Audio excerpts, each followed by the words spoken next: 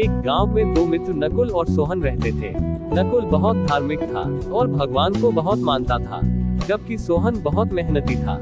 एक बार दोनों ने मिलकर 1 बीघा जमीन खरीदी, जिससे वह बहुत फसल उगाकर अपना घर बनाना चाहते थे। सोहन तो खेत में बहुत मेहनत करता, लेकिन नकुल कुछ काम नहीं करता, बल्कि मंदिर में जाकर भगवान से अच्छी फसल के लिए प्रार्थना करता था।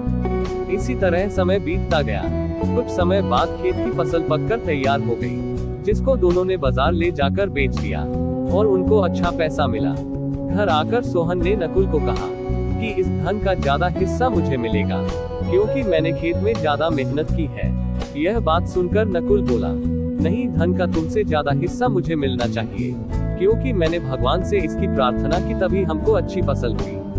भगवान के बिना कुछ संभव नहीं है। जब वह दोनों इस बात को आपस में नहीं सुलझा सके, तो धन के बंटवारे के लिए दोनों गांव के मुखिया के पास पहुंचे। मुखिया ने दोनों की सारी बात सुनकर उन दोनों को एक एक बोरा चावल का दिया, जिसमें कंकड़ मिले हुए थे। मुखिया ने कहा कि कल सुबह तक तुम दोनों को इसमें से चावल और कंकड़ अलग करके लाने हैं, तब मैं निर्णय करूंगा कि इस धन का ज्यादा हिस्सा किसको मिलना चाहिए। दोनों चावल की बोरी लेकर अपने घर चले गए। सोहन ने रात भर जागकर चावल और कंकड़ को अलग किया, लेकिन नकुल चावल की बोरी को लेकर मंदिर में गया और भगवान से चावल में से कंकड़ अलग करने की प्रार्थना की। अगले दिन सुबह सोहन जितने चावल और कंकड़ अलग कर सका, उसको ले जाकर मुखिया के पास गया, जिसे देखकर मुखिया खुश हुआ। नकुल वैसी की वैसी बोरी को ले जाकर मुखिया के पास गया।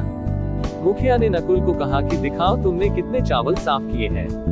नकुल ने कहा कि मुझे भगवान पर पूरा भरोसा है कि सारे चावल साफ हो गए होंगे। जब बोरी को खोला गया तो चावल और कंकड़ वैसे के वैसे ही थे। जमींदार ने नकुल को कहा कि भगवान भी तभी सहायता करते हैं जब तुम मेहनत करते हो। जमींदार ने धन का ज्यादा हिस्सा सोहन को दिया।